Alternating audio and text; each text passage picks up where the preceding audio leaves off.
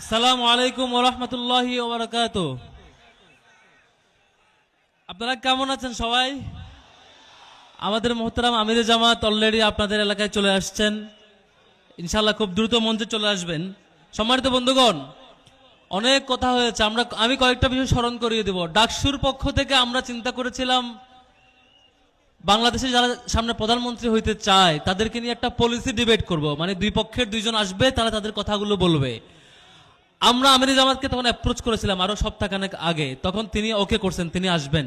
ওই দিক থেকে আরেকজন যিনি আছেন সম্মানিত তারেক রহমান, তাকেও আমরা বলেছিলাম যে আপনি আসবেন কিনা, তিনি এখন পর্যন্ত কোনো রিপ্লাই দেন নাই। আমাদের প্রত্যাশা ছিল দুইজনেই আসবেন, দুইজনেই জনতার সম্মুখে বলবেন তাদের কথাগুলো। আমরা গত কয়েকদিন ধরে দেখতে পাচ্ছি তিনি সারা দেশে বক্তব্য দিয়ে বেড়াচ্ছেন। সেখানে বদর যুদ্ধের কাহিনী শুনছেন না ওনার মুখে? শুনছেন? তারপরে যেখানে ইপিজেড অলরেডি আছে সেখানে গিয়ে বলছেন যে ইপিজেড তিনি করবেন, শুনছেন না? তারপরে যেখানে ভুট্টা চাষ হয় সেখানে গিয়ে বলছেন কিসের চাষ? সোয়াবিন চাষ, শুনছেন না? এই যে ভয়াবহ অবস্থা, আমি আশাবাদী ছিলাম পার্সোনালি যে হচ্ছে অন্তত তিনি বাংলাদেশ নিয়ে স্টাডি করে আসছেন, যে তিনি বাংলাদেশের সামনে হাল ধরতে চাচ্ছেন এবং সেই অনুযায়ী তিনি পলিসি নেবেন। তিনি যশোরে গিয়ে বললেন যে চিনিকল যেগুলো বন্ধ হয়ে গেছে সেগুলো তিনি চালু করবেন, অথচ ওখানে চিনিকলই ছিল না। অর্থাৎ আমরা আশঙ্কা করছি যদি আমরা 12 তারিখ ভুল জায়গায় সিল মারি, ভুল লোককে নিয়ে আসি, সঠিক সিদ্ধান্ত না নিতে পারি, বাংলাদেশ সম্পর্কে যাদের ভালো ধারণা নাই তারা যদি চলে আসে, সামনে ভয়াবহ দিন অপেক্ষা করছে। আমরা কি ভুল লোককে চুজ করব? আমরা ভুল লোককে চুজ করব না। আর একটা অ্যালার্মিং ব্যাপার আছে, সেটি হচ্ছে তিনি জায়গায় জায়গায় বলছেন ওনাদের অনেক অভিজ্ঞতা এবং অভিজ্ঞতা সম্পন্ন একটা পার্টিকে তিনি ক্ষমতায় আনতে চান। তো আমি কি অভিজ্ঞতা একটু ঘাটাঘাটি করতেছিলাম, পরে দেখলাম উনি নিজেই কখনো ইলেকশন করার সুযোগ পান নাই। এটা স্বাভাবিক না পাওয়াটা, গত 15 বছর ফেসিবাদ ছিল। কিন্তু আর কি অভিজ্ঞতা আছে সে অভিজ্ঞতা আমরা জানতে চাচ্ছিলাম, যে আপনি আসেন জনসম্মুখে বলেন। এখন পর্যন্ত সেই জিনিস আমরা লক্ষ্য করি না, এখন পর্যন্ত পারি নাই।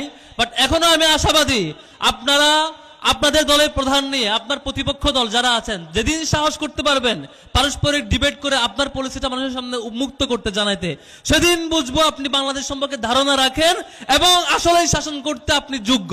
এর আগে আমরা বিশ্বাস করতে চাই না, ঠিক না? সম্মানিত বন্ধুগণ, উনি প্রায় অনেকগুলো সমাবেশে বলেছেন সামনে আসলে বাংলাদেশের অর্থনীতি দাঁড়াবে, বাংলাদেশের অর্থনীতি সক্ষম ভাবে দাঁড়াবে। আমি দেখলাম একটু আগে রনি ভাই বলেছেন, সেটি হচ্ছে তাদের প্রার্থীদের মধ্যে অলমোস্ট 60% প্রার্থী হচ্ছে ঋণখেলাপিতে অলরেডি আক্রান্ত। ঋণখেলাপি মানে বোঝেন? ঋণখেলাপি মানে হইল আমি আমার এখন প্রচুর ঋণ, কয়দিন পরে আমি ব্যাংক লুটপাট করব, এটা হলো তাদের অবস্থা।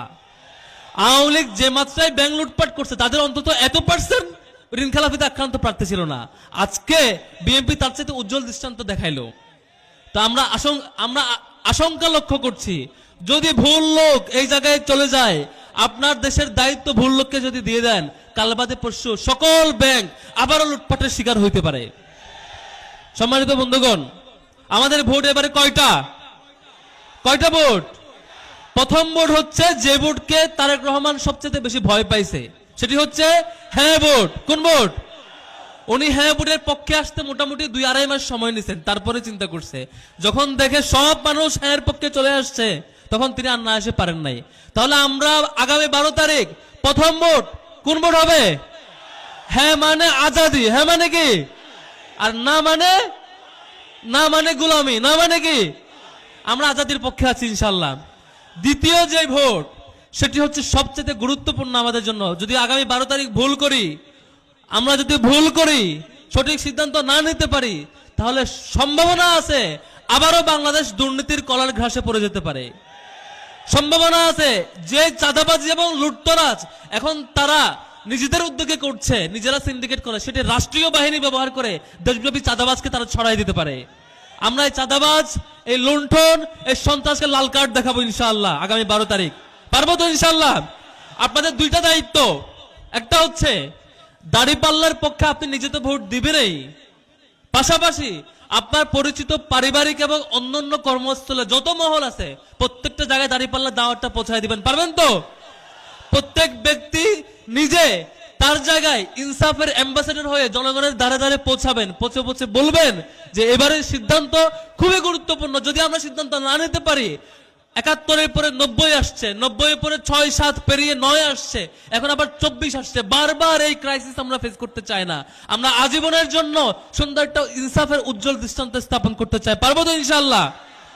আমরা সেই মানুষকে ভোট দিতে চাই যিনি পিচ্চি বয়স থেকে, শিশু থেকে শুরু করে বৃদ্ধ পর্যন্ত সবাইকে আপন করে নিতে জানে, যাকে অনেক বেশি প্রটোকল মেনটেন করতে হয়, জনগণ থেকে দূরে থাকতে হয়, যিনি জনগণকে ভয় পায়, দেশ সম্পর্কে কোনো ধারণা নাই, স্টাডি নাই, এবং তার সুন্দর কোনো পরিকল্পনা নেই, তাকে নিয়ে আমরা চিন্তা এখন করতে চাই না আপাতত।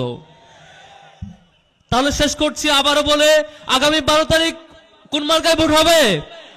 কোন মার্কা?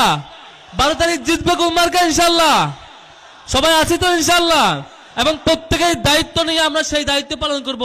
সম্মানিত বন্ধুগণ, শেষ করছি, আর 30 সেকেন্ড।